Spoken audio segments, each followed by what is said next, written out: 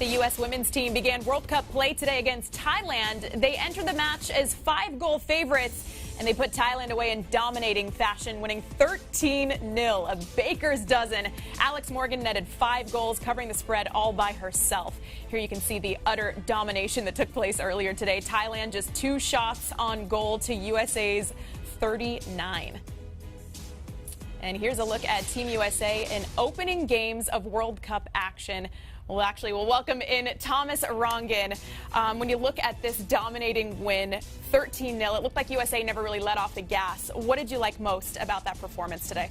What I like most is what you said, all gas, no mercy. They set the tone for this tournament. And let's be real honest, this team was ranked ahead of 4 or 5 other teams that barely got beat by some of the favorites, including Sweden at 7 versus Cameroon, Nigeria, and obviously our next opponent, which is Chile. So this was a great start for Jill Ellis. She made sure that this team was on the front foot. The first few games that we watched in this World Cup, in particular France, it was like feeling out. No, this team went for it. Out of the 4-3-3, out wide with obviously Alex Morgan and some of their better players, Tobin Heath, Ertz in midfield, anchoring that back line, and there you can see plus 13. And that could play a role in that third game against Sweden, which should be the toughest of the group. Who could win this group? So goal differential, Melanie, is key, and clearly the U.S. did that today. Well, as a former coach, you've coached in World Cups. How do you keep a team like this grounded that opened up World Cup play in this fashion? I think there's several external factors that as a coach you can't manufacture, so to speak. There's this Me Too movement going on right now. The women want equal pay, and you know what? You deserve it as well.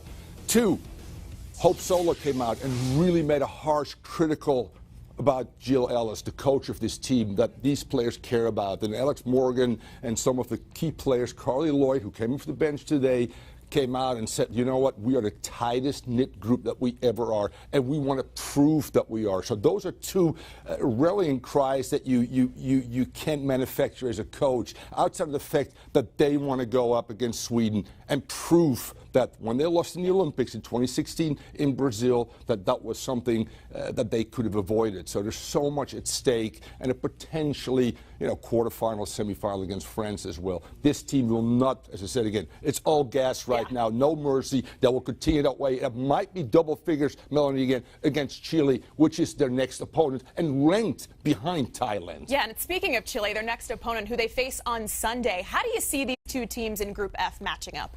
Well, as I said again, this could be a game. You looked at Sweden today, barely scraped by a team that's ranked actually higher than Thailand, which is Chile, 2-0 for the Swedish national team. I expect that she will make some changes. That's good as well. Carly Lloyd, the 2-time World Cup winner and also the 2-time Player of the Year, came off the bench at 7-0, by the way. The Thai team went, oh my God. Luxury. And as you can see right there, that third game against Sweden is key. But getting past Chile is important as well. Continue to score goals, get some fresh legs in there, and give some of your veterans maybe a half, or maybe give them the 90 minutes on the bench so they can rest for that pivotal game against Sweden. All right, looking ahead to match day 2, take us through some of the biggest matchups. Who should we keep our eye on? You look at Group A already. You look at France, obviously came out of the gate at 4-0 the first game on Friday. The second favorite next to the United States. Germany, Spain, both at 3 points right now. The winner will probably win this group. How good is Germany and how good is Spain? A surprise 2-1 winner. France, Norway.